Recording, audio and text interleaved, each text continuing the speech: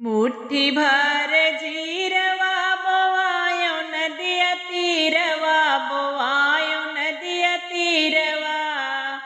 मुट्ठी भारी जीरवा बोवायो नदिया तीरवा बोवायो नदिया तीरवा। अरे सगर जीरवा लाई गा चोराई छोटी ना नदी। सगर जीरवा लाई गा चोरवा झार छोटी ना नदी। मुट्ठी भर जीरवा बोवाए नदिया तीरवा बोवाए नदिया तीरवा। अरे सगर जीरवा लाई गा चोरवा झार छोटी ना नदी। सगर जीरवा लाई गा चोरवा झार छोटी ना नदी। झारी छोटी ना नदी हो झारी छोटी ना नदी। झारी छोटी ना नदी हो झारी छोटी ना नदी। सगर जीरवा लाई गा चोरवा झारी छोटी ना नदी।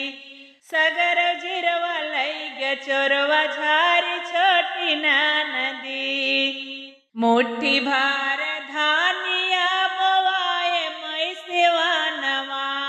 मुट्ठी भार धानिया बोवाए मैसेवा नवा बोवाए मैसेवा नवा। धानिया लाई गा बनिया रखवार छोटी ना नदी। धनिया लाई गा बनिया रखवार छोटी ना नदी। सगर धनिया लाई गा चोरवा झार छोटी ना नदी। सगर धनिया लाई गा चोरवा झार छोटी ना नदी। मुट्ठी भार चानवा बोवाए मैया गानवा। मुट्ठी भार चानवा बोवाए मैया गानवा बोवाए मैया गानवा बोवाए मैया गानवा। सगर चनवा लाई गले उखार छोटी ना नदी। देवर चनवा लाई गले उखार छोटी ना नदी। देवर चनवा लाई गले उखार छोटी ना नदी।